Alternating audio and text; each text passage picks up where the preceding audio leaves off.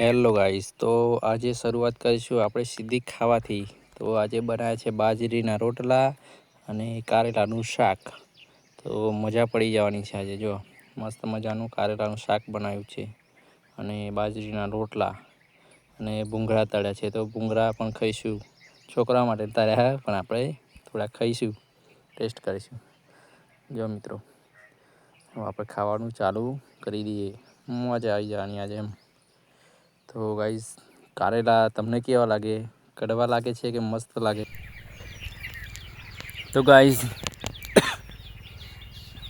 Guys જો મીઠી લીમડી કેટલી બધી આપણે બતાવજો. આ રિયા મીઠી લીમડીના પદો દાળમાં કઢી વઘારમાં સ્પેશિયલ ખાસ. તો તમારે જોતો હોય તો મિત્રો કોમેન્ટ કરજો, મોકલાવી દઈશ. તો ગાઈસ, આજે આપણા ઘેર બનશે દાળ ભાત. જો આ દાળ તો બની ગઈ છે, વઘાર મારવાનો બાકી. આ ભાત બનાવો તો આજ તો દાળ ભાત ખાઈશું, મજા આવશે નહીં તનુ? એ વાઘ મારો, આ વાઘ હે મારો વાઘ. કેજો ફોન જોઈએ હે? જો ફોન હાથે છોકરા કેવું કરે હ.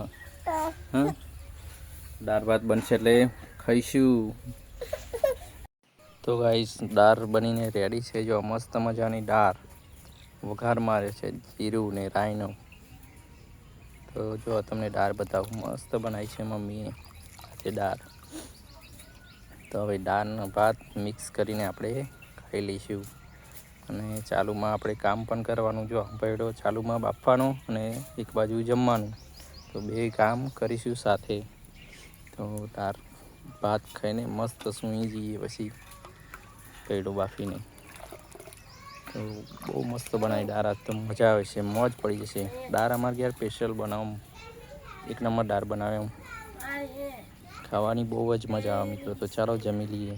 તો ચાલો ગાઈસ, આપણે હવે સૂઈ જઈએ. તો ગુડ નાઇટ. તો કાલે મળીશું એક નવા બ્લોગમાં. તો ખાટલા બાટલા મસ્ત પથરીને હવે આરામથી સૂઈ જઈએ. Good night.